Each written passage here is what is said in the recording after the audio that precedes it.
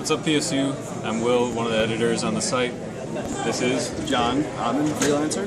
Alright, so we saw some good stuff today. We went to Telltale, and we saw the Tales from the Borderlands, and it actually left us with a pretty good impression off of Yeah, it. So. actually, especially me, I really haven't really cared for Telltale in the past, but this time around, I think they did some really good things. It was really interesting. They added a couple, like, I guess what you would call action scenes for that type of game, Yeah. and yeah, it was pretty interesting. Yeah, so like what we saw was the first half hour, and some of the most notable stuff is that, well, obviously you take as two different characters and you get to see their different roles. We got to see through one side of the story from the one character's perspective, which is the start. Yeah, which was the main character, whose name was Reese, or one of the main characters.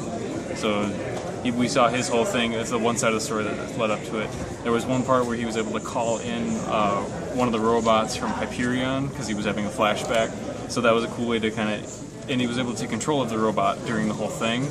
So it was a cool way to do some more action-y stuff that is a little bit different from what we've seen in the past with Telltale, where it's just the scripted, like, touch this thing, pull the buttons. And then actually, like, the different, like, I guess, attacks, you would call it, essentially change the entire outcome of the combat scene. So, and they are someone asked the question if there were parts that you could fail at during the combat. And yes, there are fail parts, but sometimes those parts just cause the combat sequence to play out differently. Yeah. So that's kind of cool. Instead of just insta-fail, it just triggers something different to happen. Yeah, so that was really cool for that. The one thing that was maybe just hard for me as a regular Borderlands fan was that it was really hard for my brain to get over the fact that it's more of a Telltale style of game than it is for Borderlands, because it was noticeably, if looking at it from a perspective from a Borderlands perspective, I noticed that it just seemed really, really slow, just because of the pace of it. It wasn't as quick and it wasn't as quick moving as that, but I mean, that's just something that you gotta get more adjusted. I'm sure you get adjusted to really quickly on it.